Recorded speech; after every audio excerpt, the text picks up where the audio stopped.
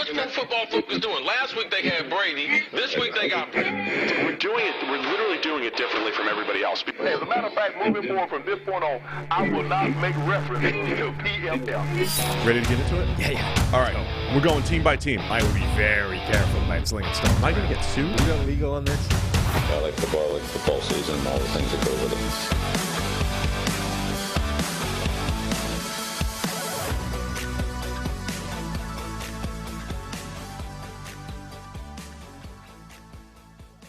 Welcome into the PFF NFL podcast. Steve Palazzolo, Sam Monson. We're live. That's right, live right after the big game, which happened to be Super Bowl 57. And it just happened. You're back from Radio Row or whatever you were, the media pass. The thing. actual I don't stadium. care. I don't know. I wasn't there. I didn't get in. You didn't. I didn't get in, but you're there. So we all saw the game. We're going to recap it, go through the whole thing. How was it, man? How was the game? It was good. This was probably a much nicer vista when it was, light out and stuff, rather than just a curtain or backdrop. Light. Yeah, the hotel light room. background probably would have been nice. How do we look? So Looks we- all right. we It ended looks up- intimate here. I'm looking at it on the YouTube. Yeah, we ended up with two very dramatic, different stories of experiencing Super Bowl 57. Yeah. I had the media credential the whole way, so I used that. I went to the media, to the stadium, and Well watched done. the game. Well done by you. Your pursuit of a credential came up short. Fell short. So you The day wound before, up, it was like Jalen Hurts Hail Mary is what I was trying to throw. Yeah. Late in the week here, and it fell about 20 to 25 yards short. Yeah. So you wound up sitting alone in the hotel room eating wings. That's right. I did. I made the most of my time not going to the game. Yeah. Had a shave, had a shower, got some work done, and I ordered a whole bunch of wings. Crushed some wings. Yeah. Uh-huh. It sounded kind of sad. Yeah. Now, Because if we it- were just so people, we were only allotted one Super Bowl credential Yeah. as a company, and we pursued a second one. Yes. And basically, at the last second, we were denied. Yeah. It was too late. They said we would have given it to you, but it was just too late. The good thing is, had you made it, had you been credentialed and been given the extra credential and been placed in the auxiliary media cattle pen the way I was, you physically would not have fit there. Really? Would not have made it in down the aisle. You wouldn't have made it to the seat, let alone been able to shoehorn yourself into the seat. What would I actually do if I was there? If they were like, "Hey, you're sitting in the seat," and it's like, I were honestly they don't assigned? know. You would have had to stand in an aisle somewhere and just, stand there for 4 hours. Sounds terrible. I don't even know if I want to pursue a future Super Bowl credential if that's what it's going to be like. You definitely. I mean, if you could get into the real press box, that would have been quite nice. But the auxiliary scaffolding thing was pretty rough. But I ended up sitting next to a friend of the show, Greg Rosenthal. Oh, see, look, you were sitting with our friends and everything. Yeah, he then left though. So Oh, he found a better spot. yeah, I think so. Greg found a different spot to sit, huh? Yeah, It's And- so I had a little FOMO going on right. for me. And as much as you got wings on your own in a hotel room, I got a sad cardboard box full of crappy sandwich. You did send me a few updates, right? So I was asking about the food, but when I had that FOMO, that's fear of missing out. Yes. It was food related, and it was the Super Bowl, being at the Super Bowl. Uh-huh. So I wanted to know what the spread was. So you sent me a picture of your food. They gave you a box to lunch. That's what you got? Yeah. Uh-huh. Because And the box, it's not so that wrapper thing is a ham and cheese croissant thing. It's not even like a roll. It was awful. there was no area. There was no. That came from the area. There was You couldn't go to the media. no, you couldn't get into the real press box. That was on another stand somewhere. Wow, that's You pretty were rough. stuck. It was literally this thing that they had constructed in the south or the north end zone or whatever it was, right? Out of scaffolding, which blocked the entire stanchion, Yeah. right? Which created a bottleneck, which essentially gammed up the entire concourse of people for 20 minutes. So I'm standing there, I can see where I need to be, and there's just a mass of people that can't move anywhere. Apparently, a rumor went around that some guy was walking around with $100,000 chain, which somebody stole from his neck. So consequently, everybody on the concourse was getting patted down.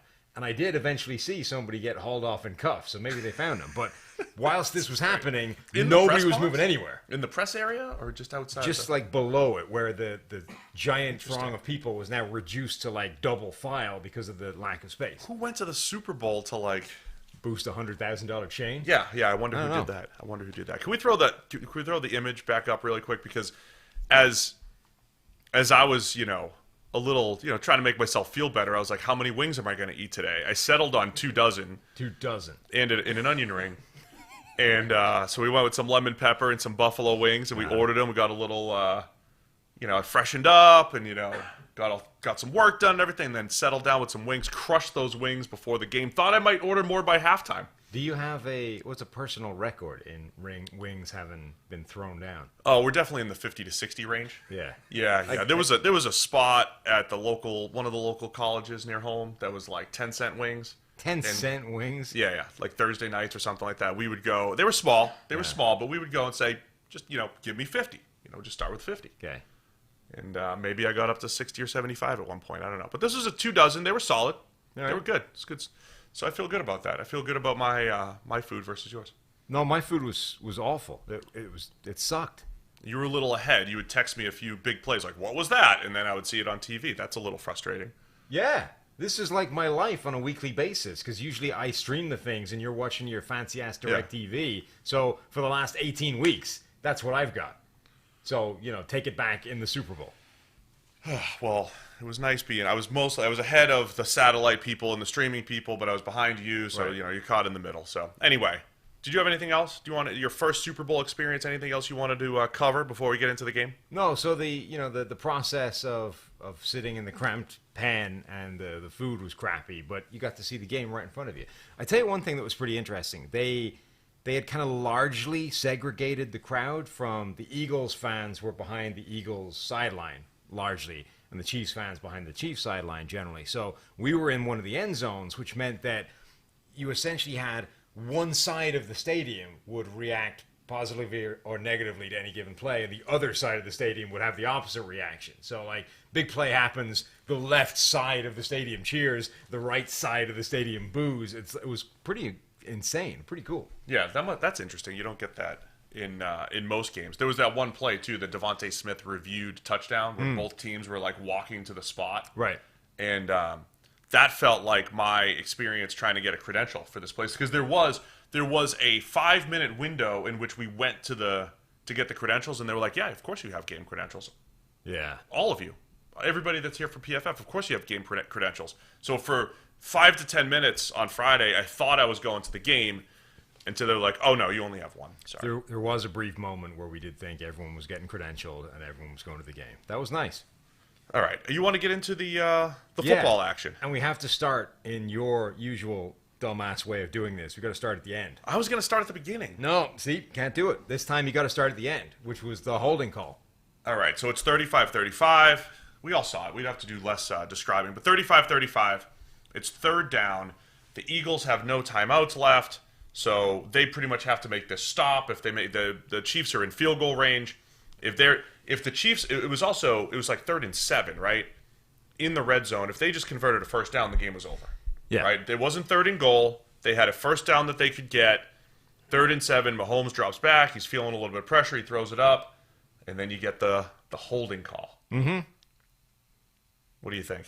James Bradbury gets called for holding against Juju Smith-Schuster. Yeah. Now, first point that needs to be made is James Bradbury came out in the locker room after the game and said it was holding. He tugged his jersey. He was kind of hoping he would get away with it, and he didn't. I agree with him. He did grab the jersey. You can see on the replays. It's not egregious, but he grabs the jersey, and there's like extension there, and anytime an official sees jersey being pulled, it's an automatic flag. It's like soccer is the same thing. The second you see the jersey get pulled, the guy's going to give a free kick. It's the way it works. Now, could he have let it slide? Yes. Would it have been better had he let it slide? Probably. That's the problem. But it's pretty hard to complain about that call. Like he gave the official the excuse to throw the flag, and the guy threw the flag. The TV copy did not have a good view of it. Right? So there was not the replays that everybody was seeing. It didn't look. It was because it was on the first break. by Juju. There were some people asking, is it legal? I've seen a lot of questions. Like a lot of people talking about, is it legal? Was it within 5 yards and this and that? Should it have been pass interference?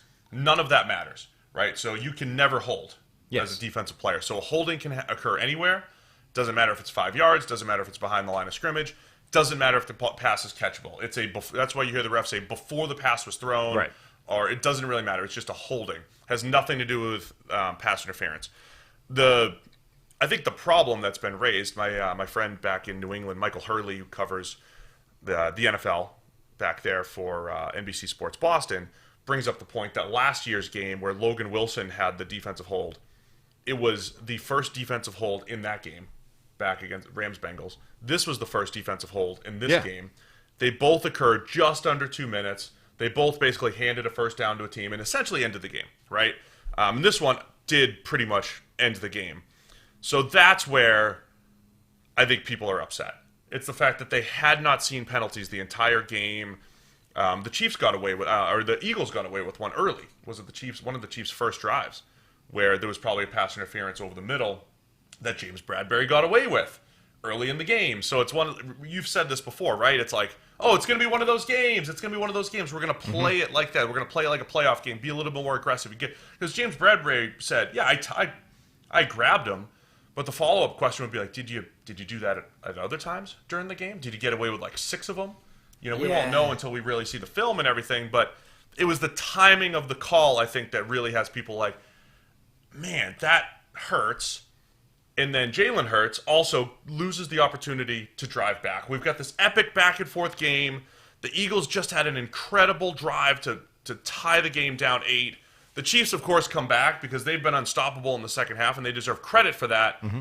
And then we lose the drama of Jalen Hurts with like a minute 20, whatever would have been left, no timeouts to get into field goal range, which was doable, and that could have set up overtime or it could have whatever. We lost some drama there. Oh, absolutely. It's unfortunate. The problem is because it's the kind of jersey pull type of holding. The second the jersey gets pulled, you give the guy the excuse to throw the flag, and he ends up throwing the flag. So it's very hard to complain about it. The complaint is, did you really need to throw that flag in that moment, which does effectively determine the game? You hear all the time about how officials don't want to be the story. They don't want to be the reason a game is decided. Well, that was one that absolutely did that. Like, when the jersey comes out, you kind of throw the flag automatically. But if you're looking at that and going, that's a pretty marginal call, we can probably keep the flag in our pocket here, that's the issue. But I think when you reach a game like this, it's 35-35 with a couple of minutes left, all of a sudden the clock... This is the problem with high-scoring games. The games that everybody loves, this high-scoring, back and forth, punch for punch, blow for blow. Eventually the clock becomes a problem and the game winds up becoming simply who has the ball at the end. Like, that's the issue. And the Chiefs had the ball at the end, and they ended up being able to control the clock, wind it all the way down, and essentially give the Eagles no chance to answer. That's the only downside to this world that the NFL is pursuing, which is everybody scores 40 points, and it's a constant battle. It's points, it's yards, it's offense left and right. But eventually the clock becomes an issue, and it simply becomes who has the ball last. Let's run back. So one of the things that got us to that point, right? There was Nick Sirianni. It felt like the Eagles head coach felt like every single move he was making was incredible, turning to gold, right? 4th down decisions. He goes forward on 4th and 5 early in the game, and Jalen Hurts runs a QB draw for a big gain. That leads to a score. Every decision Sirianni's making is incredible. There was a sequence in the third quarter. I think it was the third quarter. Nick Sirianni, the Eagles have the ball. It's 3rd and 10. The play clock's running down. Has a chance to call timeout, and he doesn't do it. We talk about this a lot, where coaches will burn the timeout, and when it's in the second half, it is probably better to take the 5 yards. So it's 3rd and 10. It's around midfield. And then on that next play, it's 3rd and 15. That's the pass into double coverage, or away from double coverage to Dallas Goedert for the catch. And then Andy Reid ends up challenging and losing a timeout on that challenge. An incredible turn of events. So Sirianni saves a timeout, allows the delay of game to happen. They go to 3rd and 15. The Eagles still convert, and then ultimately the Chiefs end up losing a timeout and a challenge on that. That felt like this incredible like little thing that was going to pay dividends at the end. But then later on the drive, Sirianni did end up using a timeout. It was 3rd and 11. They were in field goal range, and he said, okay, I can't go to 3rd and 16. We need a touchdown here. The Eagles were up 3 at the time. So they call the timeout. They don't get it on 3rd down. It's about 4th and 7. They end up kicking the field goal. All of the models basically said it's a toss-up. Go for it versus kick the field goal. They go up 6. But Sirianni ended up using a timeout. And so twice they're getting the play in too late, whatever it is. That ended up costing them, man. Because just having one more timeout would have given the Eagles a chance to get back and tie it on another drive. The first one, when they didn't use the timeout, what happened on that play was A.J. Brown got hurt at the end of the previous one and was slow, limping to the sideline, and they were late getting whoever the receiver was. I don't think it was Zach Pascal. It was some other receiver. It was basically Sirianni was slow getting the guy to leg it back onto the field to replace A.J. Brown, and by the time they got everybody lined up, the clock was down. They ran out of time. So that was the thing that broke down there for them to be late on that and not be able to get it in. So that sequence, man, ended up being pretty huge, right? Because those timeouts at the end, if the Eagles had the ball with a minute left, they have an easy chance to go and score and kick a game tying field goal, and then maybe we're seeing overtime in this game that was legendary. So do you want to go back to the beginning, or are we going to keep working? Yeah. No. Now we've done the end thing first. Now we can go back to the start. We've done the most recent thing that everybody's talking about. All right, well, before we get to the beginning of the game, the PFF NFL podcast is sponsored by Western and Southern Financial Group. While you focus on your roster moves, Western and Southern helps advance your money moves. Buying your first home, planning to start a family, wondering how to make your money grow? Well, Western and Southern's playbook of life insurance, investment, and retirement solutions helps you rest assured on game day. Team up to understand needs and address goals with a game plan built just for you. Get started at westernsouthern.com/PFF. This is not Western and Southern Studio, but we'll be back there. Very much not. For the Tuesday episode, we appreciate Western and Southern and all their support throughout the entire season. Okay, back to the beginning of this game. Mm-hmm. Eagles start out in the opening drive. No, even before that. There was a coin toss? No. Nick Sirianni became the most tearful Anthem person, overtook Noshawn Moreno's tears. Man was blubbering senseless with the tears for the national anthem. That's the beginning of the story. Which, by the way, is an awkward thing to do, the national anthem, when you're in that cattle pen, because standing up is tricky. And apparently you informed me that as an Irishman, I still had to stand and pay respects to the national anthem. Pay respects to the national anthem. Right. You should so be this was that. a problem. Yeah.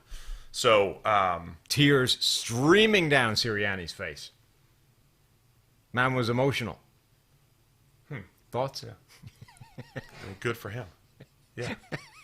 Before this big game. Yeah. Yeah. The freedom we have in America to play some football. Just bring back the tears. UFOs flying all over the place, which apparently were just forecast. You didn't see the U2 commercial. I didn't see any commercial. There was a U2 commercial where they're looking at a UFO, and I'm thinking they either just spooled up this commercial 2 days ago to catch up with current events, or they've been sending Chinese balloons for the last month, setting up the U2 promotional tour. You're telling me U2? U2. I keep saying U2. The band. U2. Right. The band. Bono. Bono has been sending balloons up into Alaska, get shot down by the U.S. military. Anything to get the people talking during the Super Bowl. That's what's happening. Has this been mooted somewhere, or are you creating this All I'm telling theory? you is there was a commercial where they said, look up in the sky, there's a UFO, and so they're either... I'm just asking, they're either trying to play off of current events... I understand. ...or they've created the current But events. are you now the first person to voice the conspiracy theory that Bono has been sending... I threw it out into the ether on Twitter, and a lot of people just like, yeah. Bono has been sending cylindrical things into the sky above Alaska to get shot down by the U.S. military. Huron, there was one up in over the Great Lakes today as well. And Canada. There's been 3, I believe. Yeah. Where does Bono get a collection of cylindrical UFOs? Dude's been huge since the 80s. He's got a lot of money, man. He does, but okay. So anyway, that was a big story as well. Apparently. Have we It talked might be an even bigger story tomorrow if that is true. Have we talked to any of the football game? No, very little. So the Chiefs win the toss and defer. Yes. I got a quick bone to pick here. Oh, God. Everybody gets it. Everybody tries to get into like the psychology of why did you choose to defer? Why did you choose to defer? I say this on the podcast once every 6 months, I believe. You always defer. Of course you defer. That's what you do. But people think like, oh, your offense starts quick, so maybe you want to get the ball early, or maybe you want to. You always want to get the ball in the second half because you just want more possessions in the second half instead of the first half. But that's why they do it. And just a reminder, I want to remind everybody because we all grew up with Madden, and in Madden you could choose. Yeah. Right. In Madden you could choose. You were not allowed to defer in the NFL till about 2008 or so. You weren't allowed, which is why all of us grew up and you heard.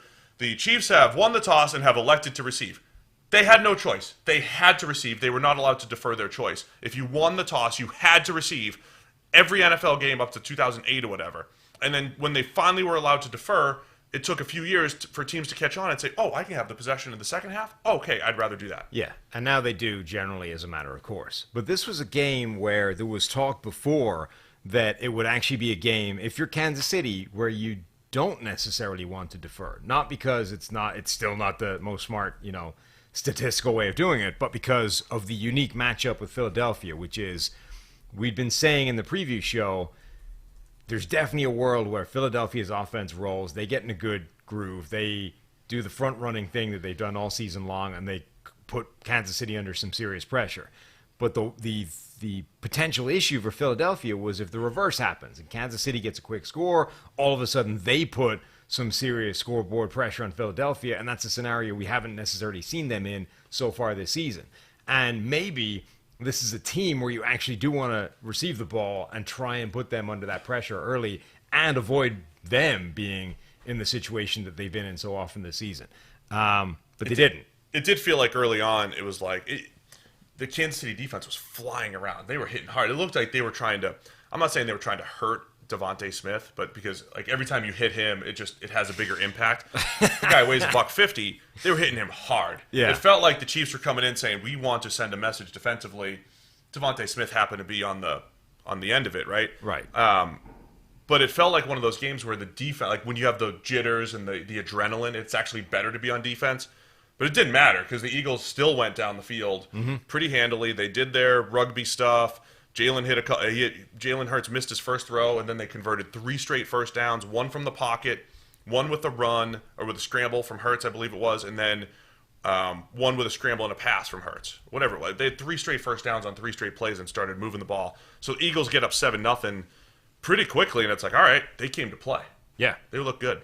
They did. I mean, both offenses showed up and made pretty light work of their opening drives, and it was like, oh wow, this is going to be a fun game. And then combination of defense and penalties showed up, and I hate offensive pass interference being a 10-yard penalty. I hate it. Yeah. It feels like loss of down kind of does enough, doesn't it? Yes. In this world again, where like if we're pushing for nonstop points and offense and yards and stuff, why are you torpedoing drive by saying, all right, not only do you lose the catch you made because it was offensive pass interference, but also we're going to take you 10 yards further back, and now you're dealing with 1st and 20. Yeah, that hurt the Eagles, their second drive? Yeah. Chiefs go down. So the Chiefs' first drive, they go down the field even quicker, right? There was like 4 or 5 plays. Travis Kelce wide open. Kelce was wide open on play action. He was wide open. They got him one-on-one on Marcus Epps, run the double move. Mahomes hits him perfect. It was like, all right, both teams came to play. Both offenses came to play. The Chiefs end up getting that stop. They go down again, miss a field goal. Harrison Butker with the doink. And then things opened up again for the Eagles where when did the so the next drive was A.J. Brown mossing 2 defenders for the touchdown. So the Eagles took a shot play on the first drive to Brown, and Jalen Hurts threw the ball out of bounds. And it was one-on-one, didn't give him a chance. The second one, it wasn't really double coverage. He was throwing it away from the safety, but there were 2 defenders back there. Hurts just kind of threw it up, and A.J. Brown just went up. Incredible job tracking the ball for a touchdown for the Eagles to go up 14-7. Yeah, it wasn't that it was double coverage. It was that he threw. I mean, the corner had position. Like, it was weird. Jalen Hurts was taking these shots in this game remember, again, pregame, we're theorizing that Spags is going to get aggressive. He's going to play a lot of single high. He's going to blitz. He's going to come after them with man coverage. And they're basically going to dare Jalen Hurts to take those kind of shots. They weren't. They were playing, not soft, but they were playing with a lot of middle of the field open, too high safeties kind of things. And Hurts was putting the ball up in the air anyway. He was just going, all right, to hell with it. I'm going to take a shot. And threw it to A.J. Brown. I think it was Trent McDuffie had position on him, and then Brown made the play. McDuffie kind of stumbled, made a mess of it, trying to turn around and locate the ball, and Brown ends up with a touchdown. Like, there was another one late on where it required Brown basically breaking it up to stop that being a bad play. The second one was definitely more double coverage-ish, right? Yeah. Somebody, one of the safeties at least got his hands on it. But then the flip side of that is, like, two of Hurts' best plays were the one to Devontae Smith that they took away on review, and then the dime to Dallas Goedert on the long third down where they reviewed it and almost took it away from him. Like, it was a kind of strange game from Hurts passing the ball in addition to obviously what he did on the ground. I think that's all part of the game plan, man. When people said this for years with the Patriots dynasty, we've said this for the last few years with the Chiefs.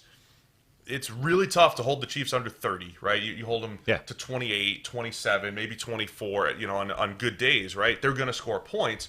So you always have to play a higher variance game.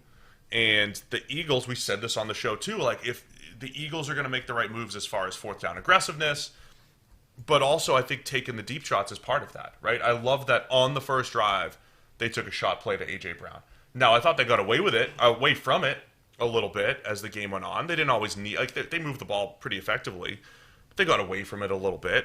But it felt like early on they were like, we have to play this variance game. We have to take some shots. We'll run the ball, we'll do all these things, but we have to get X number of shot plays in there to A.J. Brown. This one paid off. It was 45 yards. Eagles go up 14-7. Then they stop the Chiefs, get the ball back. So now you've got Eagles have all the momentum here, Sam. Momentum. It's 14-7, and the back-to-back plays that always happens in these close games. When you go back and say, where did you lose it? This is one of the places. 3rd and inches. The Eagles get into their QB sneak formation right near midfield, and Eagles false start. They false start. They go back to 3rd and 6. The next play is the one where Hurts is running and just drops the ball. Nick Bolton recovers it, runs it back for a touchdown. It was essentially, when you see the two plays back-to-back, the false start where they almost certainly would have converted the first down, held the ball, with the ends up becoming a 7-point penalty there for the Eagles. Yeah, I mean, the Eagles were using the double cheek push plays every time they had 3rd and 4th and short, and they were converting them. They were unstoppable. That play for them is basically unstoppable. And you're right. When you false start, you take yourself out of that range, and all of a sudden you've got to do something different, and that gave the opportunity for Hurts to just randomly drop the ball. I will say that, it's kind of self-evident given the stats and performance that he ended up with overall, but obviously we know Mahomes, no moment is too big for him, right? His resume has already shown that at this point. The moment clearly wasn't too big for Jalen Hurts either. I mean, he, right from the start, looked cool, calm, collected, was playing well. Okay, he made mistakes. We talked about risky shots down the field and just dropping the ball for that fumble, but he looked like a guy that had been there before, or at the very minimum, was not fazed by the situation at all. I guess he kind of has been there before, right? National championship game. Yeah, it's not like this is his first. Yeah, I mean, he came in for Tua, who was hurt in the SEC championship and won it. I think Hurts did win a national championship when he was the starter as a freshman. I forget. Bama's won so many. I forget the exact years. But yeah, I mean, there was a couple bad plays. I don't think there was anything. I always watch the QB's first throw, right? The first throw Hurts made, I think, was the one that was thrown out of bounds to A.J. Brown. I think you do have some jitters probably on the first one. After that, though, man, I thought he did a great job. There was one play where the Chiefs finally blitzed, right? You had mentioned maybe they're going to be aggressive. They started out with the 4-man rush and tried to trust the 4-man rush against the Eagles' offensive line, and then Spags mixed it up, had a slot corner blitz, and Hurts is really good at beating the blitz in multiple ways, right? Most quarterbacks are just going to read it out and throw behind it or whatever. And Hurts can't do that. He can read it, hit the open man. But other times he just breaks contain. He broke contain on the slot corner, hit an open throw. I thought there was a lot of just great plays from Jalen Hurts outside of the two ones that one bad one into double coverage and the one where he dropped. Mm-hmm. They were. I mean, this was such a the Eagles were really kind of beating the crap out of the Chiefs in the first half. Like that fumble was huge in that first half because their defense was doing a really good job bottling up Patrick Mahomes and the Chiefs. If they had scored in that drive instead of the Chiefs ending up getting a scoop and score touchdown, this could have been really ugly by the end of the first half. As it was a 10-point deficit and felt like the Chiefs were clinging on, late in that game. They got the ball with 2 minutes or so to try and get their double dip drive. The whole point of the deferring is if you get the ball at the end of the first half and you're going to get it at the start of the second half, you can quickly hammer in 2 scores, flip the entire script by 14 points, and all of a sudden you're laughing. So the Chiefs get the ball with a couple minutes left, down 7 points, and it's like, all right, if we can get back and we can score again, we can take the lead. They didn't get anything going. They had to punt it away. And Chiefs, right? They usually it's like scary. Oh no, right. Mahomes is going to get the ball. Couple minutes left, nothing. Yep. So they ended up having to punt the ball away. Philadelphia ends up getting another score on the board, puts it at the half at 10, and all of a sudden you're like, the Chiefs are kind of clinging on to this game. Now, it's Mahomes. He's down 10 points. We know that means nothing now. Oh, no, I did my hedge tweet. I was like, look, it's 10 points. It feels good for the Eagles right now, and I know Mahomes is hurt, but, watch out, 10 points. I mean, you and I were watching old Super Bowls over the last couple of days. Yeah, we did that. On YouTube. And you don't have to go back that far before it's like, oh, this is a 10-point game. That's all she wrote. Nobody comes back from a 10-point deficit in the Super Bowl. It's crazy. Like it had happened 3 times or something before, including that one where Denver were 10 up and then conceded 42 straight points and lost hard. But 10 points is nothing to Mahomes. It's meaningless. Trey Wingo had a tweet that Patrick Mahomes is now 14-10 when his team falls behind by 10 or more points. No other quarterback has a winning percentage more than 37% since 1950. That's madness. It's absurd. Yeah, it's crazy. 10 points to him is literally irrelevant. It doesn't matter. And yet, so you're like, okay, this looks bad. The Chiefs are getting almost nothing done on offense. Philadelphia is winning. They're having their way on offense as well. They're 10 down, and Mahomes got tackled by his bad ankle and looks very hurt. I didn't think he looked that hurt, to be honest. Oh, he looked acutely hurt when it happened. I thought he looked way more hurt in the Jags game. I didn't think he was nearly as hurt. When this happened, he limps after bad. Almost every time he gets tackled. No, this was significant. He was definitely more hurt than most tackled, but this wasn't the Jags. Like the Jags one, I thought it was 50-50 whether or not he was coming back in the game. There was zero doubt he was coming back in this one, the way he ran. When this happened, it was the first few hobbles where he's, first of all, face first into the turf in agony, gets up, can't put weight on the leg, then eventually sort of gets his foot under him. But even when he got to the sideline, he put his head on his athletic trainer's shoulder. It did not look good. Now, again, I didn't have any doubt that he was coming back, but clearly that was a problem. And when you add that to being 10 points down and, generally not looking good, it didn't look great, but Mahomes has made too many miracles happen for you to say, well, that's it, it's gone. Or at least most people. I noticed when I tweeted it, there were many Twitter people saying, no, not this time, it's over. Not this time. Yeah. You never say that. There was another moment. So on the way to the Eagles they get up 21-14, and then you mentioned they stop the Chiefs when the Chiefs are going for their end of the half drive. Eagles come back, they kick a field goal. Before even that, I think it was the drive where they got up 21-14. The Eagles playing the game with legit 4-down territory, right? At midfield, they're legit 4-down territory. And again, I want to give a ton of credit to Greg Olsen on the call.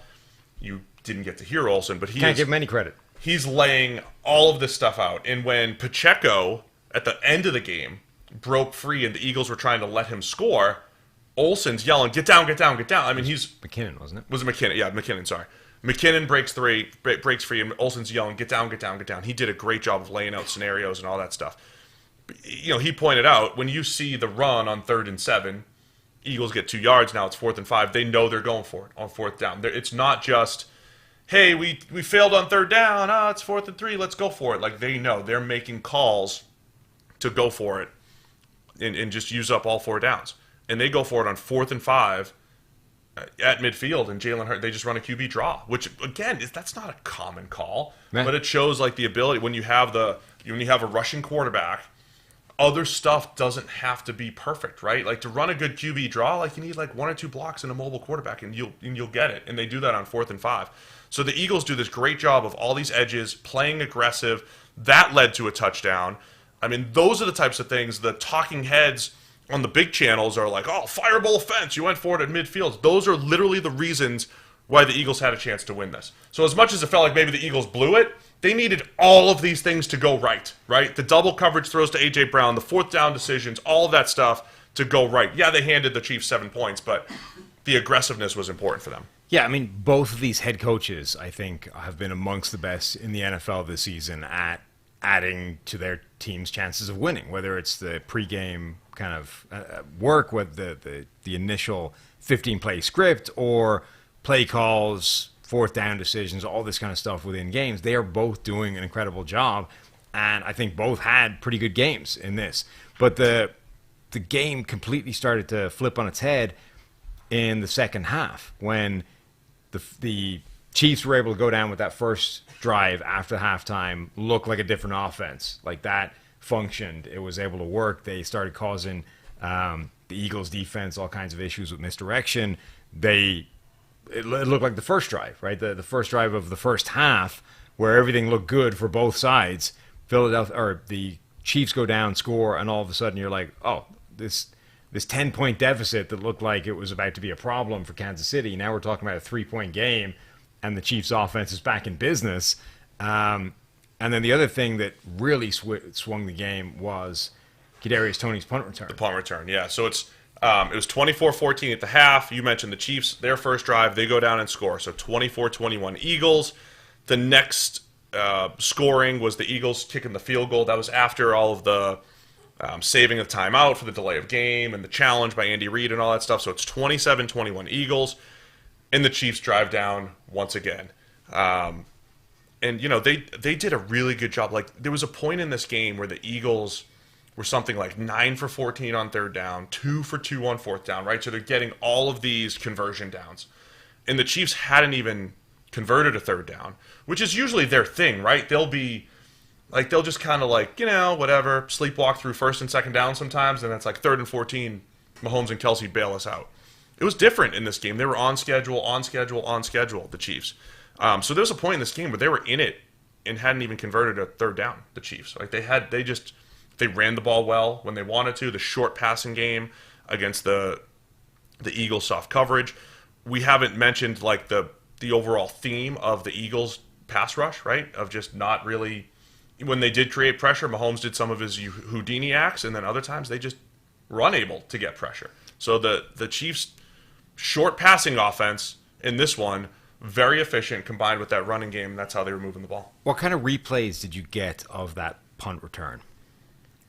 I just saw a bunch of people falling over all over the place. So we didn't even talk about the field too, where everybody was. We'll get to that. Yeah. But the punt. So I was in the end zone looking at the punt. So the punt was kicked away from me. And it was low, right? That was a big part of it. So it looked like it was a design. So there's been all these articles about like Sam Cooke, who invented this like golf bag of trick punts, right? To fake the return man going one way and then twist his body and kick it in a different direction and blah, blah, blah. And it was like, oh, this is amazing because now it's so hard to return these because the ball's going somewhere different and it's just this extra layer of stuff.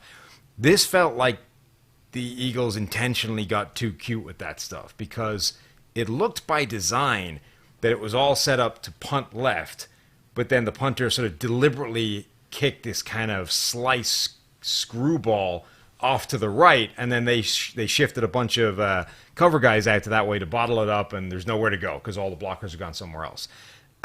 Only they did that. The punt wasn't great because it was a sort of weird trick shot type of deal, and then all of those guys that ran over to cover Toney forgot that it's Kadarius Toney and essentially lost contained to the inside.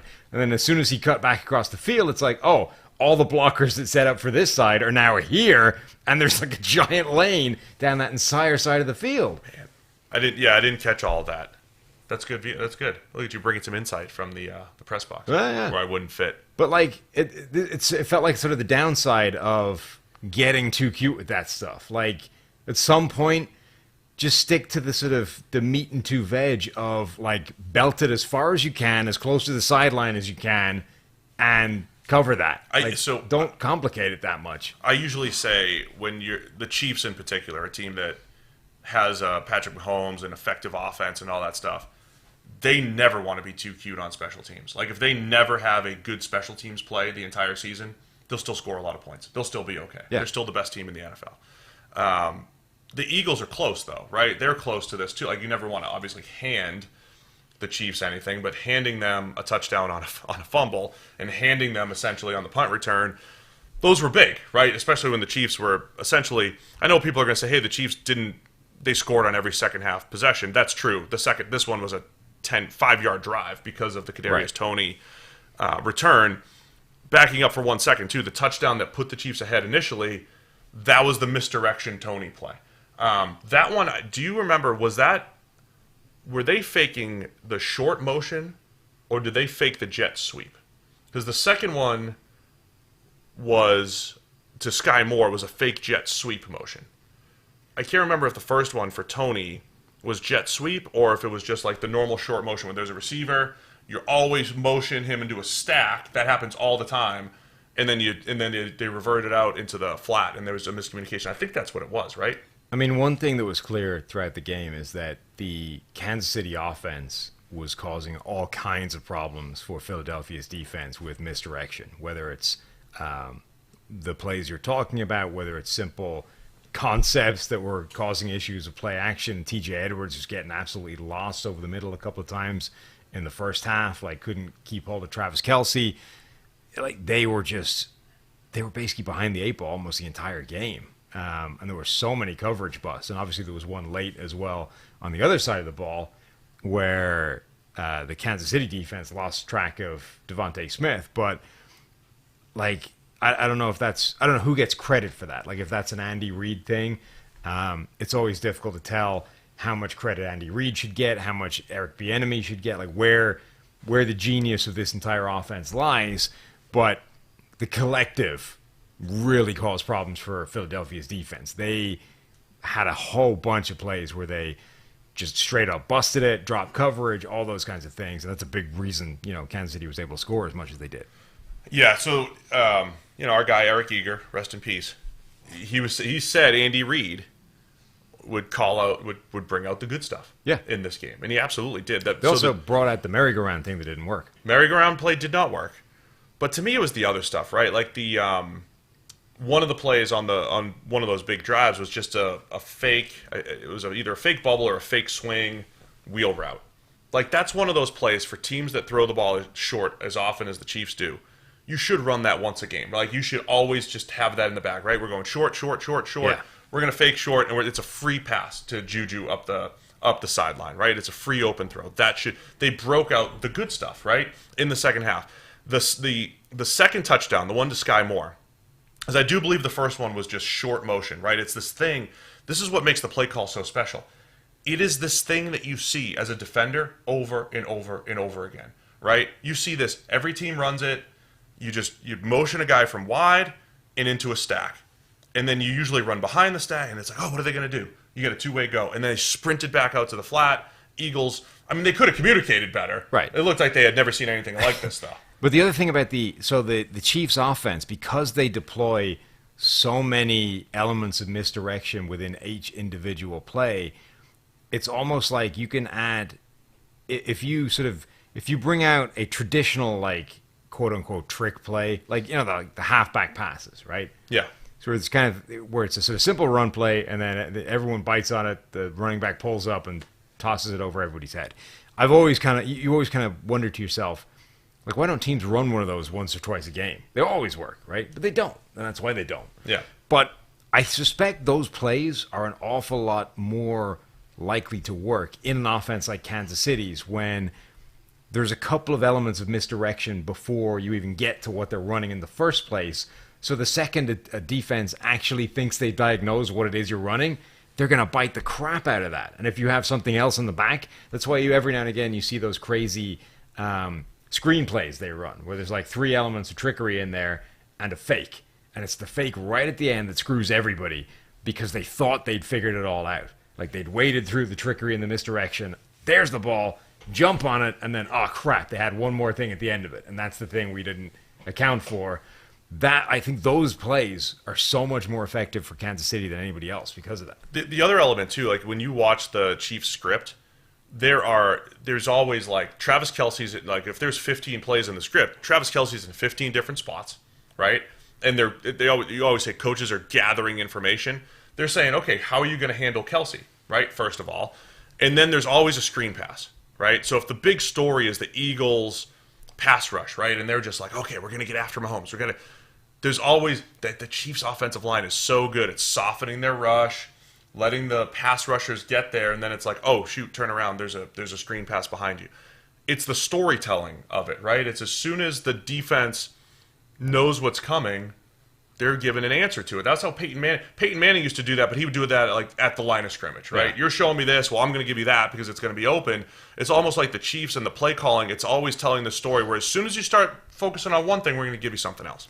They just show we got the TV on in the background here. They just showed that punt return again. Oh, you're looking at the punt return because I'm looking at the jet sweep, fake jet sweeps. Yeah. First of all, Jack Stoll, backup tight end, and Nakobe Dean deserve a lot of credit for saving that as a touchdown. Now, okay, it didn't matter because they scored but that would have scored had those two guys not managed to cut that off in front and bring him down. The other thing, a lot of players screwed that up with the blowing contain.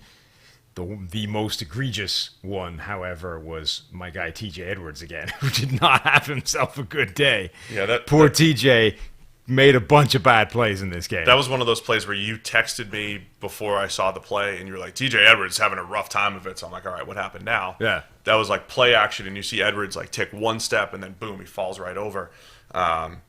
Which might bring us to a great time to be like, why was the playing surface so bad? Yes. What the hell was going on? So the NFL, so I've heard a lot of theories on this. I think the best one was Booger. Booger may have had the best tweet about this. What did Boog say? Basically, because you're in a dry desert that does get, like, you have to get the condensation at night and all that stuff, and it ends up making it slick, and they didn't anticipate that properly. But like, I don't know, like they. But here's the thing: they spent like $1 million or whatever for this. It's new grass, right? It's new grass that they wheel in, and that's but the there's thing. something about how they're maintaining it that is just not right. So we've had this entire week of rehashing a story that it's been as old as the stadium, however old the stadium is. Like, did you know they grow this grass outside? They can wheel the whole thing out. It's like a tray. It just wheels out the end. They bake it in the sun. They wheel it back in. It's a modern miracle. It's amazing, right? Like, this was new. Like, this is one of the features of the stadium. When did they build the stadium? It's been decades. We know this. But anyway, that's been a big thing this week. So I don't understand how this grass was grown outside, wheeled back in, and then was this wet. Like, did they water it before kickoff? What the hell? They're not ready for the condensation. What comes condensation? At night. I don't know. When did they wheel it into the stadium again? Booger's got some answers here. See, that's the question. Some people were blaming all the paint, but it was like the whole thing's not painted. Stop. No. I need to know when it got wheeled back inside the stadium from outside. Because I can buy the condensation, but unless they wheeled it back in at like 6 a.m., surely it dried off when the sun came I'll up. quote Booger. You let me know if this desert, warm during the day, cools down rapidly, creating moisture on the field, especially with the roof open. Same problem in Las Vegas with grass outside, inside. So it's not so much but it's not before it's wheeled in. It's the fact that After? But it's not like today was 60s today again. It got hot. Did it get hot? Yeah. So he's claiming because it's warm during the day, it gets cool at night. How cool is it? I mean, I was stuck in my hotel room today, so I don't know how cool is it out there at night. I mean, it's been outside. It got pretty cold at night. I think I that part's haven't been legit. outside since before the game. I think that part's legit. What I'm not buying is that the 70-degree heat and the desert sun over the course of the day did not dry it up. It created the moisture on the field. But like, this happens all the time. My favorite thing is when something happens and like all the college football reporters that I follow start chiming in, and they all said like, this is how the Fiesta Bowl is. This is how the Fiesta, like this is a consistent theme with this stadium, and that's bad. Yeah. The other thing is too, like I know the players are always asking for like lose the turf fields because they think there's more injuries, right. and I don't even know if the data might not even exactly back that up, but they truly believe that there's more injuries this is your on the turf field rather than the grass. But the grass field, and I tweeted out that this makes like a worse product, and I know for fans a 38-35 game is a good product, right? There's more points. Yeah. But when players are falling all over the place, that's bad. The play where Mahomes got hurt, Javon Hargrave rushes, he slips immediately off the snap and just falls over. And he didn't even get up for the rest of the play. So the fact that Mahomes, like the Eagles got pressure on Mahomes on that play with a 3-man rush when they meant to have 4. But Hargrave was just like beached whale on the ground because he slipped and the lineman just sat on him. And Mahomes still got pressured and ends up getting hurt at the end of the play. That's what's ridiculous. Yeah. Right? That's like, was Harrison Butker gonna, miss the 30-yarder because he's gonna slip? It's just stupid. I'm not 100% sure. So, when you watch soccer, right, they water those fields before the game, like a lot. They have like a whole sprinkler system set up. So a soccer field, like a Premier League game, Baseball too? that field is soaking wet, right? Yeah. So the ball, when it hits the turf, actually accelerates. It like kicks up speed. It's weird. You don't see guys slipping all over the place. So, like, when you play at, like, an idiot level, just a bunch of guys at a park, obviously nobody's watering that field, right? So you're used to the ball actually slowing down when it hits the ground. And if you then go and play on, like, a proper surface where they water it, and it accelerates when it hits the ground, it messes with your mind because it's like it completely changes physics. You have to try and recalculate that on the fly. It's very difficult to do. But my point being, soccer players, other than when they deliberately slide, do not just like randomly fall over constantly the way the NFL guys were. Why? Because they don't play in the desert where it's warm during the day and it gets cool at night. Because what you're saying is that achieves the same thing, which is making the pitch slick. It's different levels of slick. I don't really know. I'm just curious as to why this was such a problem for NFL players. The Mexico games. Soccer players can simply run on the field. Hasn't London's field had that a little bit? Their fields? What? Wet? I mean, London is wet. Players falling all over the place. Well, theirs tends to be more. It cuts up, like it just gets ripped to pieces. The Eagles even changed cleats. They said most of the Yeah, Eagles well, that's changed my cleats point. at the half. The Chiefs did not. That's my point. Is I believe this is a surmountable problem. It's fascinating to me because I know there are people around the league. There are coaches in the league, maybe even for one of these two teams. There are coaches who, not their entire job, but a big part of their job is all like that, is knowing the surface, actually coaching the players on what type of surface it is, studying the refs on how they're going to throw flags and all that stuff. We actually sell products to teams that track coaching flags and all that stuff, right? But there are also coaches who part of their job is to study the surface and to know which cleats to use and all that stuff. And then you have a game like this where guys are falling all over the place, even with that research that's being done. Is it me, or is real Andy Reid starting to look more like fake Andy Reid? I do feel like fake Andy Reid looks more like is the real Andy Reid, right? But fake I don't is feel the real one. It doesn't feel to me like fake Andy Reid actually looks an awful lot like Andy Reid used to. It's like real Andy Reid is somehow like transitioning into fake Andy Reid It's possible. in a Certainly strange possible. way. Where are we in this game here? Pretty much the end of it, right? Kansas City came back. Kansas they City scored. gets up 8. So, by the way, really quick, the Skyy Moore touchdown, another genius play call, right? So they fake, they get the stack look, they fake the jet sweep. Think about what this is doing for a defender. Again, the defender sees this every single week, multiple times, and if he's in man coverage, it is so tough. You have to sprint as hard as you can to stay with the jet sweep guy. And then Skyy Moore just puts on the brakes and goes back the other way. But at this point, it felt like such a great game because Mahomes has done it again. They've erased the 10-point deficit. Now they're cooking. Their offense is flying. They're dominating the Eagles defense. They're up 35-27. You're like, well, this game's just dead. Like, it's over. Felt like that, yeah. That was it. The comeback is done. And then Philadelphia answers. So, and part of that answer is a bad busted coverage where Devontae Smith gets behind the defense. But but they were driving anyway. Yeah, they were. You know, and they got up to sort of midfield or whatever it was, and then they had that coverage bust, which felt like it could have scored. And he was just making sure he caught it. Right. Yeah. And it ends up, being out just at the two-yard line. They score the next play. They go for 2 points. They get that in as well. Great run by Hurts, by the way, because they went QB sneak for the touchdown. They go QB sweep on the conversion, and there was a chance that Hurts was tackled short. He ran with some power there. I mean, he's running, you run lateral, you kind of look for your opening, you put your foot in the ground. It's like the classic old one-cut run. Yeah. When he made that cut, like 2 or 3 guys had a shot at him, and he managed to get it over there. I mean, Jalen Hurts made some big plays, particularly on the ground in this game. But all of a sudden, like, boom, answer again. It's like, we all went out to watch the fights, the UFC. We did, yeah. Last night. More controversy, but like, what an entertaining main event. But this it reminded me a lot of that. You've got champion versus champion, like Hogan Warrior. Yeah.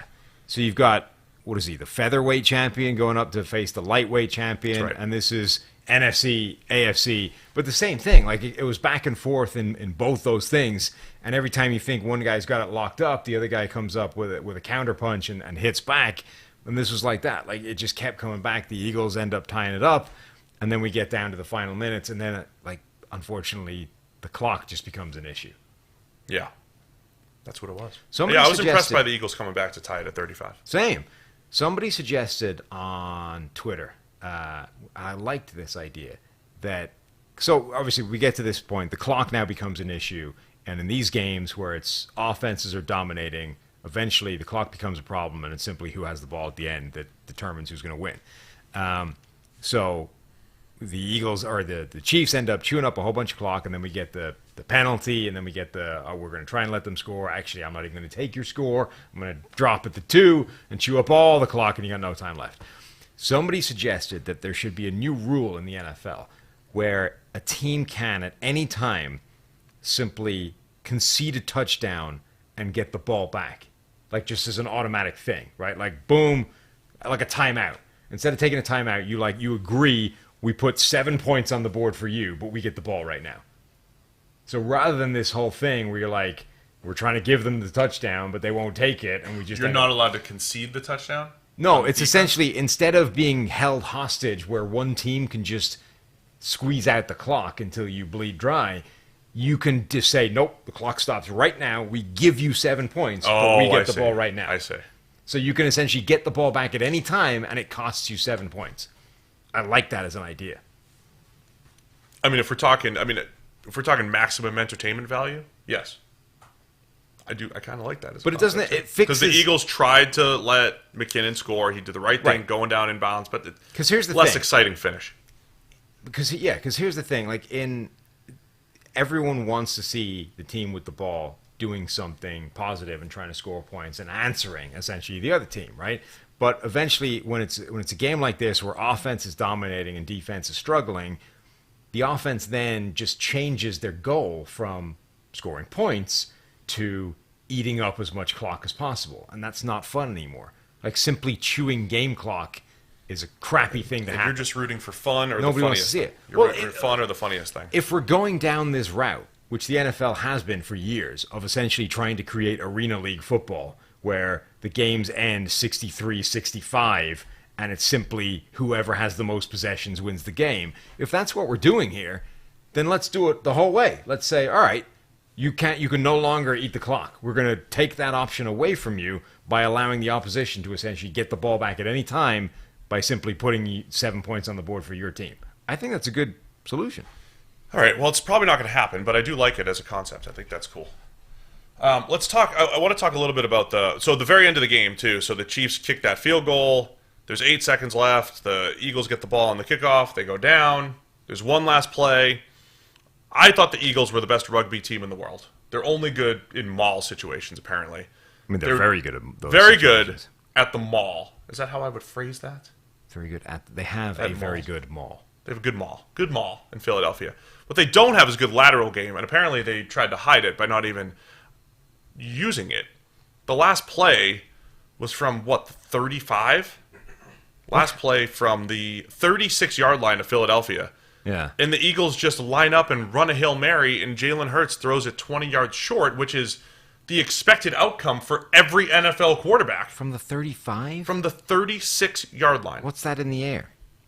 I mean, it's 65 yards from the line, 64 yards from the line of scrimmage, which you don't throw the ball from normally. Yeah, though he might have gotten close given the rush that they had and the amount of time he had to step up into it. Maybe, but most guys don't throw the ball that far. I mean, it wasn't even close, though. It also, they had time. I mean, not time. What do they have, 8 seconds they on the had no clock time. or something? Well, no, because there was time with it was probably 6 6 seconds. by then? Right.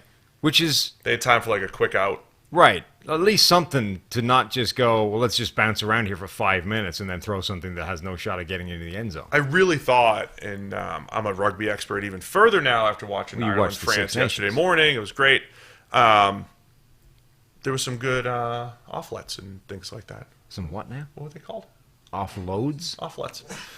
They, I thought that the Eagles, as forward-thinking as they were going to pull out the best rugby play, the best lateral play in NFL history. Yeah. And instead they threw a 20-yard short Hail Mary. They did. Didn't matter. I mean, the game was over at that point, but I thought we'd see something a little bit different. Well, I mean, look, the various end of the, they don't call them that. What does Chris Berman call it? The crazy woo-woo play or something? No, he just yells, whoop! Yeah.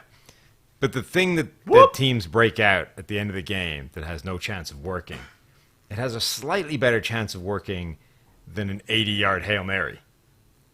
Yeah, it's at least worked once in NFL history. So you'd think there could be something dialed up better than that. Yeah, I agree.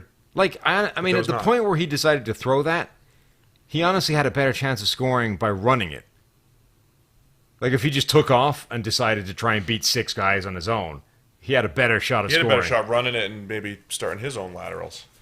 Well, I mean, simply just running it. We just have to morph. Dallas had the right idea, which was don't have linemen out there. Okay, that's a good start. Let's put the skill position players. Let's put the most athletic players out there. Good start. Sort of. Then they ran a stick route, right? The Eagles didn't do anything. They just ran a Hail Mary. But there was better options there.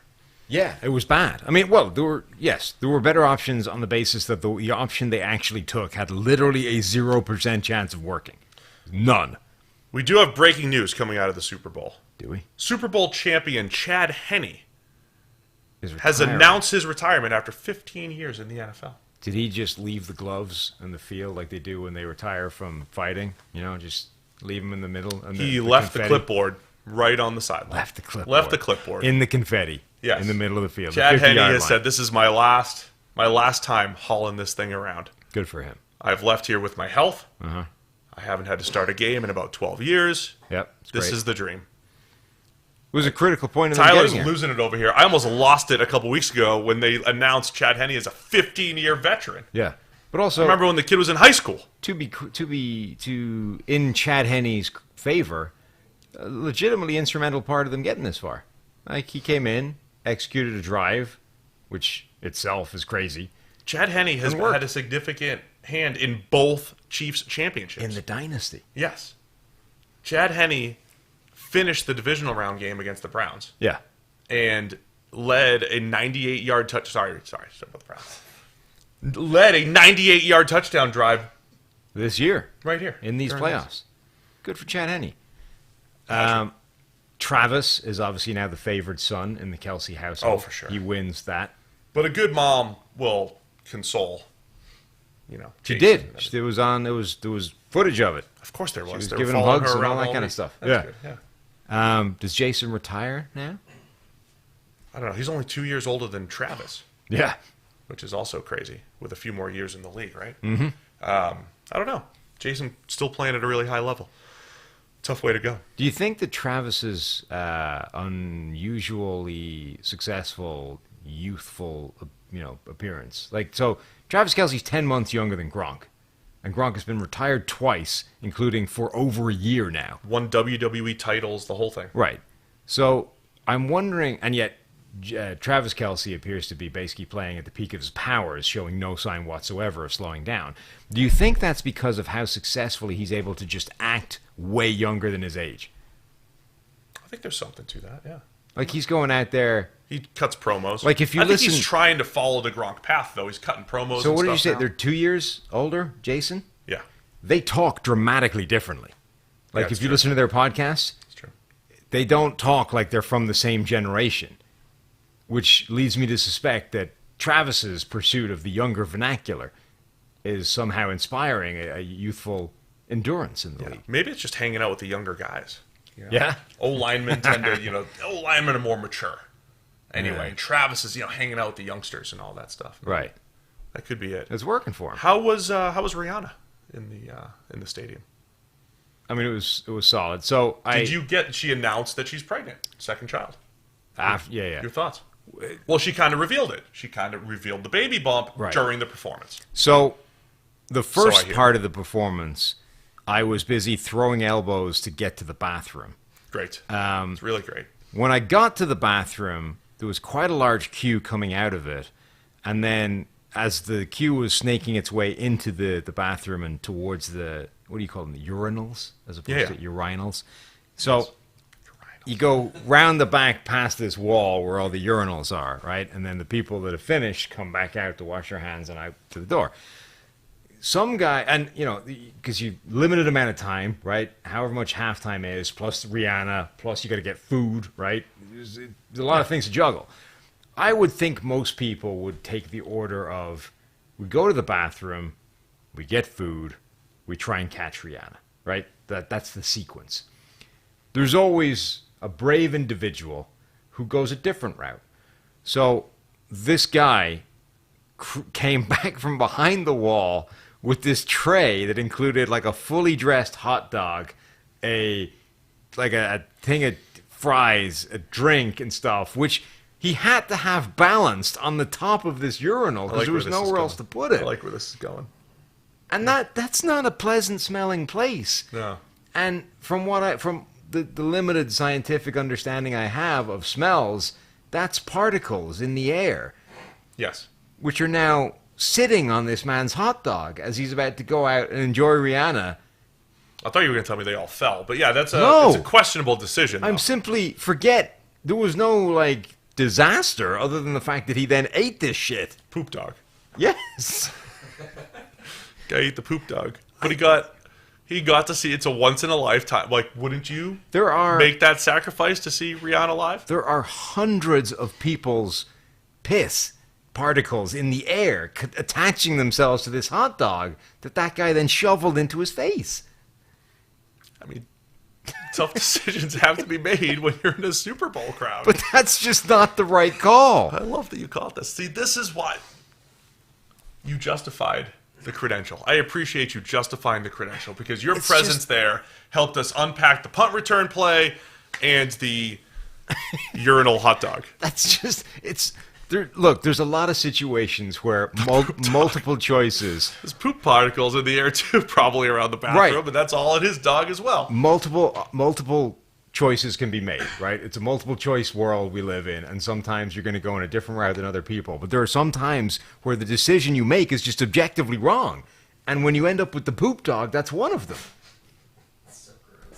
It just is. Can we get this for social media? You can't do that. You can't take the dog into the store. No, can't do it. You got to get the food after.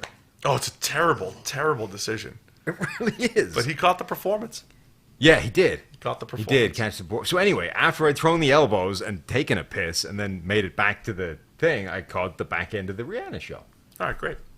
That's good. Was she, it's difficult to tell from the distance, right? Was she clipped into this thing? Or I believe so. I believe they were all clipped in. Because I got to say, having seen them try and organize crowd control at a stadium, I would not trust that thing's ability to stay level 50 feet in the air, however high up she was. I was getting nervous just watching them. I didn't want to watch, but they were clipped in, I believe. Okay, they were clipped in. All right, just imagine your balance. Trying to balance on that.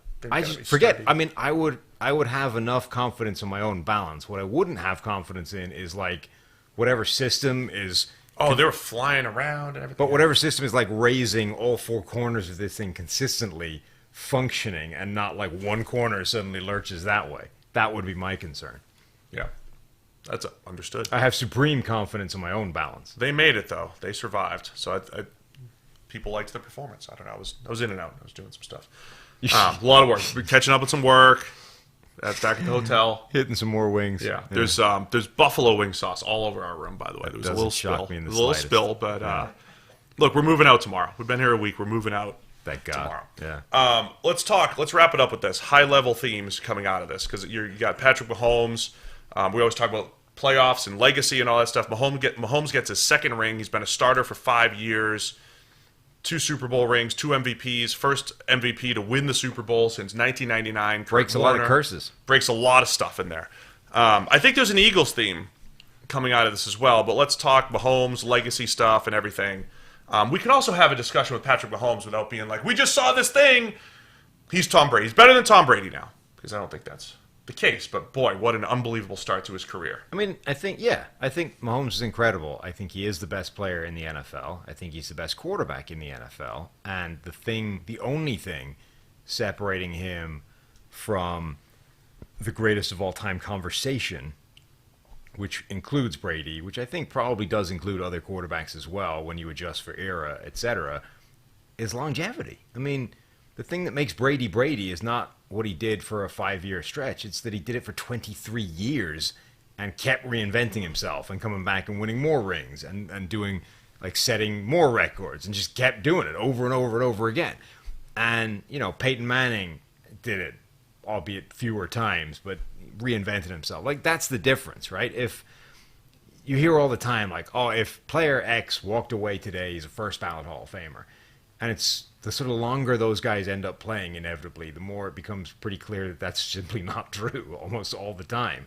Like, people were saying that about Randy Moss after his first 6 years in the NFL, but Randy Moss's first 6 years in the NFL looked a lot like Torrey Holt's first 6 years in the NFL, but Torrey Holt then basically stopped having production and now can't get in the Hall of Fame. But he was less flashy than Randy Moss. Right, but you know what I mean? Yeah. So, like, but Mahomes would go. He would go to the Hall of Fame right now. Probably, but my point being, we say that about a lot of people, and then it doesn't happen if they stop playing right now. So Mahomes needs to keep going for another 10 freaking years to put himself in that kind of conversation. But right now, like, this is as impressive a start to a career that anybody has ever had. Yeah, I think if we're talking all-time stuff, I think you put him in the Peyton Manning type of discussion, right? Like, Peyton had that extended run of excellence. I think Mahomes is right there in that type of that type of ballpark. Mahomes is essentially done. If you distill the best 5 years of Aaron Rodgers' career, that's basically Mahomes right now. And I mean that stylistically as well. Like, he's closer to Aaron Rodgers in terms of narrative than he is any of these other guys, but he's having the championship success as well. So if you shoehorned the best 5 years that Rodgers can put together into the first 5 years of his career, we're talking about Mahomes. Rodgers' peaks are pretty special, but there's definitely some inconsistency in there. There were injuries as well. Right. Mahomes has been injured a couple times, but he has bounced back at an incredible rate, both championship years, in fact. He's like Aaron Rodgers, except if you flipped all the areas where Rodgers ends up, like, not winning, compared to other people. Like, in this situation, Rodgers actually got quite a crappy win record. That's where Mahomes If you flipped that with, like, the other end of the extreme. Like, Mahomes, is 14-10 when he's 10 points down, as opposed to, like, 20% where Rodgers is. That's where Mahomes is closer to Brady, I think, when you're down, fourth quarter comebacks, all of that stuff, where Brady has been head and shoulders above all the other quarterbacks, plus all the clutch moments in the playoffs. Mahomes does that kind of stuff, right? I'll also say, too, because he finished, the stat line doesn't look crazy, 21 of 27 for Mahomes, but you have a key 26-yard run in there. It's the ankle injury. It's like a lot of the narrative stuff, too, that's true. Like, he is tough and playing through injury, not getting sacked one time against this Eagles team, a couple times having to get out of, tough situations. I think he was handed I called those Andy Reid touchdowns, the 2 wide open ones. I think those help the stat line if you're just looking at passer rating, but overall, Mahomes played a really good game, picked up yards with his legs, and again, was very good when they needed him, and he just kept leading touchdown drives at the end. Yeah, I mean, he looked fantastic. I will say there's a lot of we talked before the Super Bowl again about, the narrative all week on Radio Row had been the Eagles have the best roster. They're way better across the board. They're stronger than the Chiefs. And I think both of us thought that was a little bit overdone. And I think we saw in a couple of areas where that was true. As much as the Eagles have the best offensive line in the NFL, I think we saw like Kansas City's is no slouch either. The Chiefs' offensive line, I thought, had a really good game, particularly the tackles, where I was highlighting that as a possible area of concern. Like those two tackles trying to block those speed edge rushers for the Eagles, they both held up really well. Wow. Not only that, but a lot of the times where the Eagles' D-line did get pressure, they did it by doing weird things. Like they moved the edge rushers inside, they were running a couple of stunts here and there, and they didn't do much of it, but when they did, like that was actually creating the pressure. So when they simply lined up and played ball, generally the offensive line did really well. And again, a big part of that is all the misdirection and stuff where they kind of take it out of their hands. The other big story that I've talked about the last 2 years where I was completely wrong, the Chiefs investing in the offensive line and coming out of the 2020 Super Bowl and saying, never again will Patrick Mahomes have a bad offensive line in a big game. Not that you can always control that. There were injuries at play back in 2020. But the Chiefs, I thought, maybe overreacted to that game, but they made sure they went and paid Joe Thuney. They traded for Orlando Brown and paid him the franchise tag. We'll see what happens in free agency. They drafted well with Creed Humphrey and Trey Smith. Andrew Wiley held up really well today. With Hassan Reddick on the other side, the offensive line became one of the best in the NFL. And they did that and decided to move on from Tyreek Hill and build the rest of the roster rather than focus on the one big playmaker. And I think because they have the cheat code, they have multiple cheat codes. They have Patrick Mahomes and they've got the play calling. Andy Reid, Eric Bieniemy, wherever you want to spread the credit. Those two entities, basically, Mahomes and the play calling, with the great offensive line, they said, okay, that's going to be enough, that we don't need Tyreek Hill. This was supposed to be a rebuilding year for the Chiefs, and they won it. And, they're going to look stronger on paper next year, I believe. I think they're going to look stronger on paper. Right. I mean, the moves they made absolutely worked. It's a little bit much, though. Like, Travis Kelce's been given a lot of, like, nobody believed in us, the last couple of games. It's like, did anybody ever have the Chiefs lower than, second in the conference? No, because I see Eric, arguing with Chiefs fans all the time. And it's like, well, this media person's like, Bart Scott said the Chiefs wouldn't make the playoffs. Like, great, there was so many. How many thousands of people were over here on Media Row this week? Many. Like, one of those 3,000 probably had the Chiefs out of the playoffs. And, that's your bulletin board. Nobody had us going. You were not the plucky underdog Chiefs. Right. It felt like pretty consistently this team was seen as, a legit contender. Like, okay, maybe people had the Bills as favorites for a majority of the time. And then maybe people thought the Bengals would beat them or whatever. But, nobody ever had them as, rank outsiders that had no shot. I will say, a lot of the money was on the Eagles this week. Yeah, but the money went to the Eagles. A lot of people picked the Eagles this week. But not enough to move the line more than, 1.5? Was that what it ended? That's what it moved to almost immediately and then stayed there all the way through. So it's not like all the money plowed in on Philadelphia and shifted this thing a mile. Again, it was pretty close. All right, I want to go to the Eagles side really quick to again, wrap this up. Jalen Hurts played fantastic. Outside of basically two plays. One was disastrous, an absolutely disastrous play. Yes. But I thought their style of play. Now they got shut down, by the way. The Chiefs did a really good job against the Eagles' run game. Outside of Hurts, Hurts led the team with 70 rushing yards. He set Super Bowl records for rushing attempts with 15, yards with 70, touchdowns with 3. Also had a 2-point conversion in there. Had a passing touchdown in there as well. Hit some deep passes. He had Devontae Smith, A.J. Brown. They got theirs. But the Eagles' style, that aggressive style that they had, I wonder how quickly that catches on around the NFL even more. I mentioned a couple years ago the Chargers-Browns game where they just kept going for it and both teams scored in the 40s. I was like, this is a futuristic NFL game. There was elements of this that I thought were futuristic. And I don't know if this is just you're playing the Chiefs, but the Eagles play like this all the time. The aggressiveness going for it on fourth down. And I think the Chiefs' defense overall played pretty well, but gave up 35 points. They played pretty well, but gave up 35 points. But I think we might see more of this in the NFL just because you're playing a team that's legitimately saying, I'm going to use all 4 downs to try to score touchdowns, not field goals. So we might enter this world in the NFL where there's just more scoring and the defenses look worse, but they're not really, because offenses are just maximizing their opportunities. Yeah, I mean, I think the bottom line is this was pretty much everything it was built up to be. It was the two best teams in the NFL. It was a great game. Both offenses were really good, really interesting, really great. They made a lot of big plays. They brought a lot of kind of unique things to the table. And then the problem is it just ended meekly because, unfortunately, the clock becomes an issue, and it's impossible to avoid that without that one suggestion from the dude on Twitter that I can't remember who it was. I would have really liked to see the last drive, and as aggressive as the Eagles had been with no timeouts, do they take one or two of those shot plays for A.J. Brown? But the point is, like, if they get, it has to end somehow. Like, even if they get the shot at it, then they go back and they score, and then, like, there's no neat way of wrapping this up when it's just two, like, heavyweights slugging back and forth. Like, eventually there's got to be some... Yeah, the Eagles would have had the last... They would have had the last opportunity because they had no... Because the Chiefs' defense that had started to make some stops had a chance. I mean, they didn't the last drive, but they made a few stops in the second half. Had a chance there. Yeah.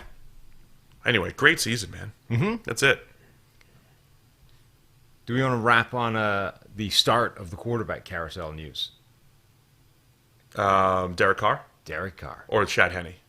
No. The first domino to fall was Derek Carr. The second one was Chad Henne's retirement. I don't think that's really a domino. Since it's a domino. Well, it's not causing anything else to fall. It's simply falling on its own out from somewhere else. Good for multiple. Okay, go ahead. Derek Carr. The news came out today that Derek Carr, with his no trade clause, will be exercising his ability to not be traded anywhere, and has determined that everybody can go screw themselves. Derek Carr's not going anywhere. They're going to have to cut him. Which I feel is outstanding pettiness on his behalf. And I applaud it. It kind of is. I mean, we spend a lot of time thinking about the game through the lens of a team. And the Derek Carr contract at the time didn't seem all that egregious. And even now, like, they were going to get out of it. Like, they left themselves out in the Derek Carr contract. We were talking about this on Media Row with multiple people about, say, Daniel Jones. Like, what would be the best Daniel Jones contract? One where you give him a couple years, but you have an out. The Raiders built in an out for Derek Carr. But they also gave him a no-trade clause. Yeah. So they had an out financially. There's two parts to the mistake. One, they gave him the no-trade clause. And then two, they pissed him off so that he's going to use the no-trade clause. They did. They could have handled it better. And the problem with not handling it better is you've upset what is a staggeringly petty genetic group of people. The Carrs, they hold a grudge. All of them. This feels like a Darren Carr play. Derek's a good dude. I've heard Derek's a nice guy. Darren, though, who's blocked me on Twitter. Right. Darren, who's got Derek Carr.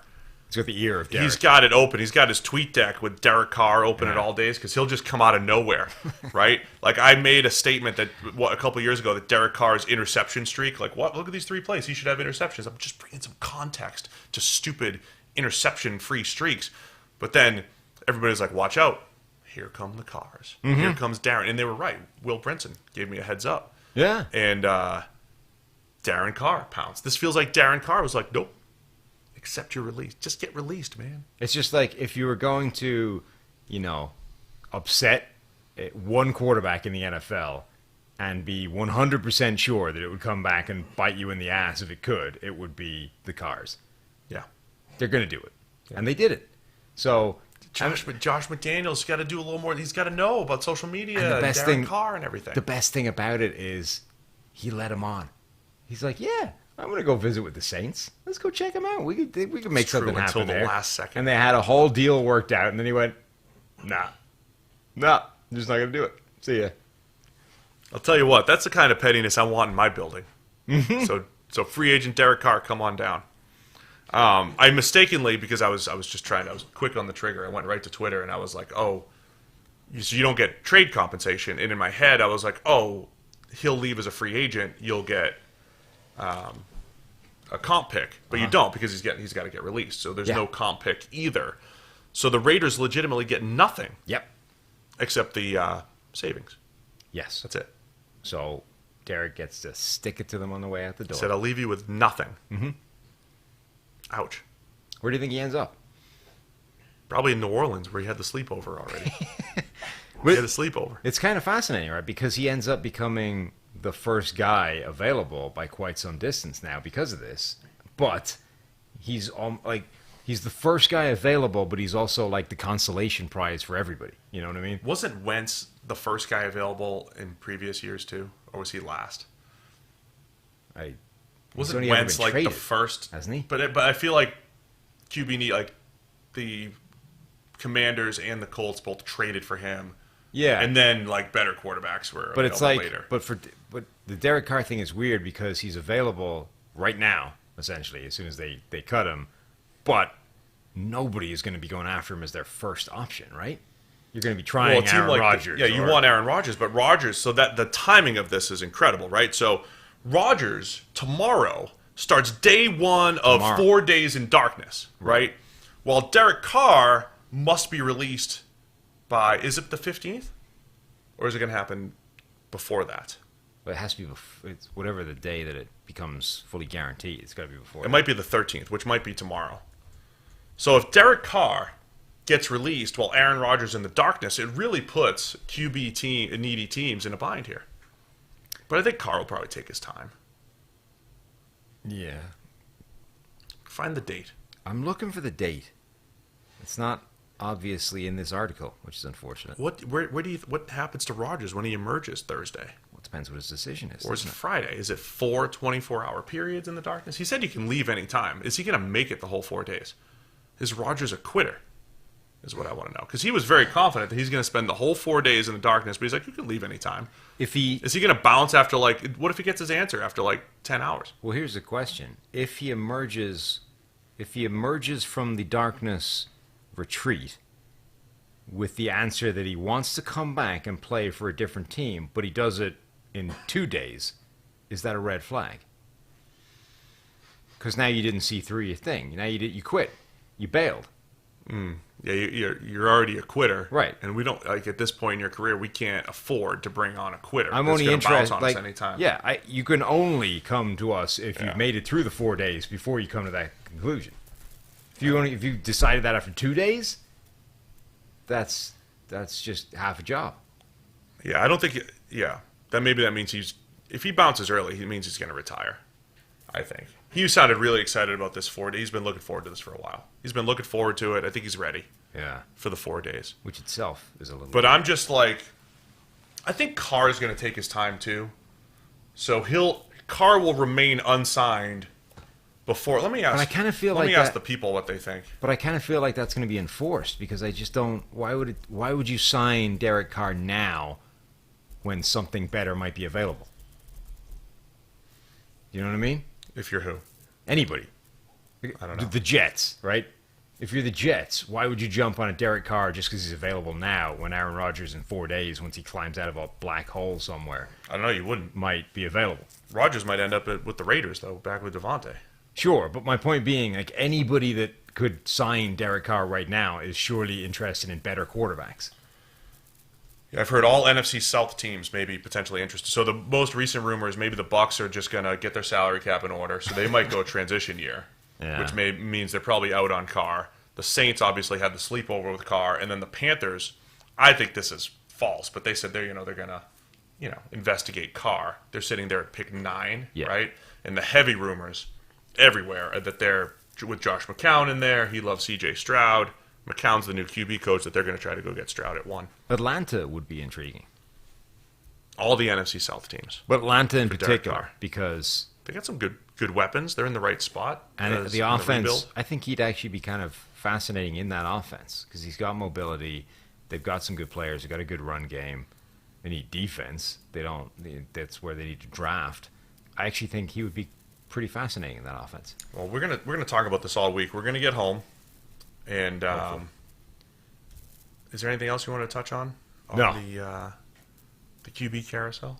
I don't think so. I think that's the start of the QB carousel. Derek Carr. And one backup quarterback off the market.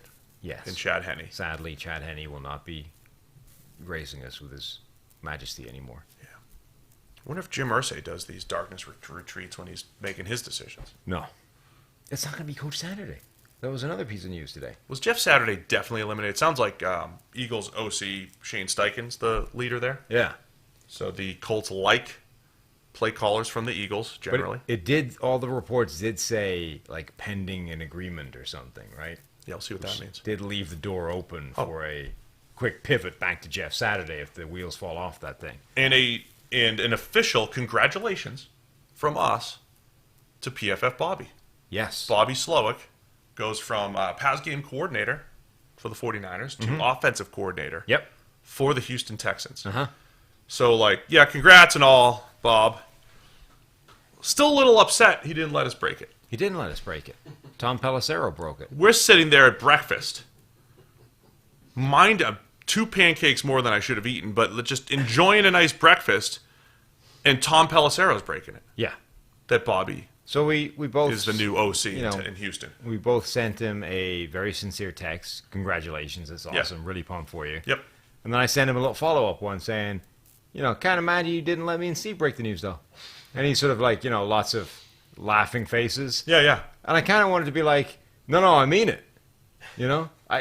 It's not fun and games. Are we not a serious enough entity right to him? Like, I mean it. If I signed for somewhere, I would let one of us break the news. I wouldn't send it out to Tom Pelissero. The man gets enough news. He does. What does he need this for? We could have broken it. We would have done it tactfully, Sure. timely. Professionally. Like, the way Renner, every now and again, is one source comes good, and Renner breaks news. We right? legitimately have 2 sources, and one of them screwed us over with the biggest news of his career. Right. But the way, like, every now and again, Renner breaks a story Yeah. because of his one source, right? That's what we could do. Yeah. Every now and again, like every X number of years when Bobby gets a different job, we break Bobby's news. Or Zach. Or I'll Zach. make sure Zach, when Zach gets his OC gig, If he screws us as we'll well, get that one. then both those I mean, guys. we had the big time Throwcast together, Zach. You did. He's been, like, he's a podcast alum. He's an alum. It has to As get is broken Bob. on this. Bobby is too. He's been on the show as He's well. been on the podcast. So maybe we'll see if we can get Bobby on the show at some point to talk. But Yeah. all right, that's it. I'm tired. Yeah. People We're out. tired. Not enough people are giving thumbs up. We appreciate everybody staying up late for us with the big game, aka Super Bowl 57. Don't be fooled. The big game is the Super Bowl. That's what they're talking about. So appreciate everybody sticking around for us. And we're going to fly home tomorrow. Yeah. Be back in studio Tuesday. Renner's going to be there maybe if he decides to come back to PFF. There's here. at least a 50-50 chance that Renner's in the studio. We might have a show with Mike Renner on Tuesday. We'll see if he shows up. You never know. He's a loose cannon. Loose cannon, that guy. Yeah. All right, thanks to everybody for tuning in. See you again on Tuesday. Good night, guys. Congrats to the Chiefs. Don't eat poop dogs. Don't do it.